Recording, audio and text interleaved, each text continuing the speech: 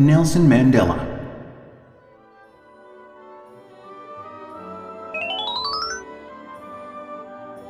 In 1944, Mandela married a nurse named Evelyn. 1 year later, a pretty baby was born.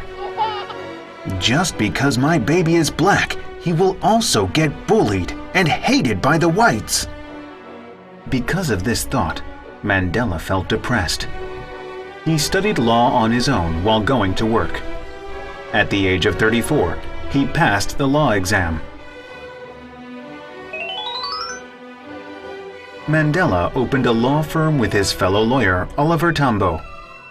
His law firm was the first law firm operated by blacks. As soon as it was opened, many blacks came to share grievous stories of injustice. Mandela stood up before the court for these people. The white prosecutor often refused to have a trial because Mandela was black. And even the white witnesses gave Mandela trouble by refusing to answer Mandela's questions. Mandela fought to end discrimination against blacks. During 1944, Mandela and Tambo participated in the Afrikaner-dominated National Party.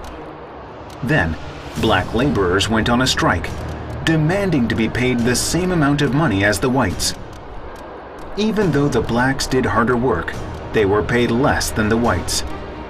Many black people died from this strike.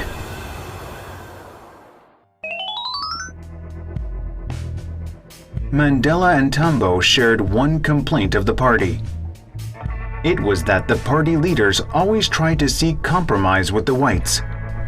They made an alliance with many youths, and Mandela became the leader.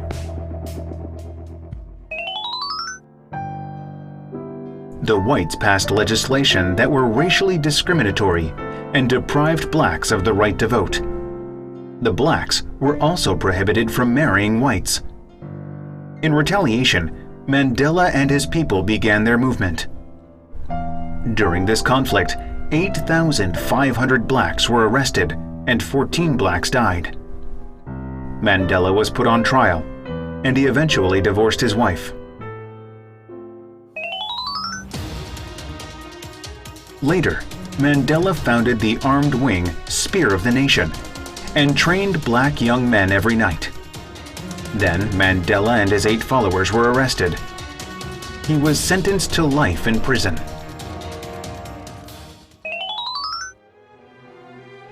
Eventually, Mandela was locked up on Robben Island.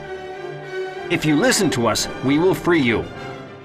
However, he refused to compromise with the whites. Mandela secretly explained about the whites to the black young men.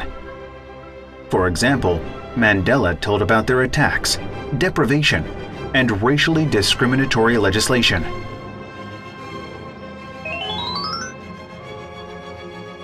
In 1985, Time magazine selected Mandela as Person of the Year. Black people in South Africa demanded freedom for Mandela. Others around the world also asked for his release.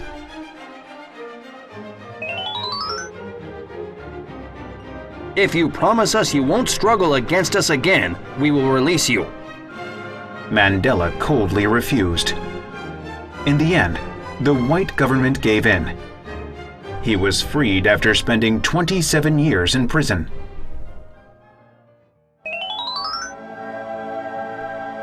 On the day of his release, many people gathered in the streets. "There are still many people who remember me." Mandela was very touched by the sight, and then he shouted, "End discrimination! Stop using weapons! This goes for both the government and the Afrikaner-dominated National Party." The president of South Africa was relieved to hear the news. If Mandela raised another conflict again, he knew the country was going to go through serious turmoil again.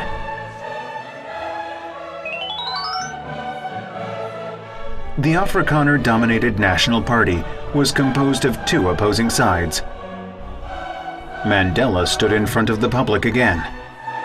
"I don't want society to be ruled by only the whites. or only the blacks. I want a society where all the races come together and respect each other. With this goal in mind, he began negotiating with the President of South Africa. They agreed to allow both the blacks and the whites to freely vote without violence. In 1993, both of them received the Nobel Peace Prize. In April 1994, a historical presidential election was held. Mandela became the first black president of South Africa. There was no more serious conflict for freedom and rights for the blacks. Mandela is still trying to make a free and equal society for both races.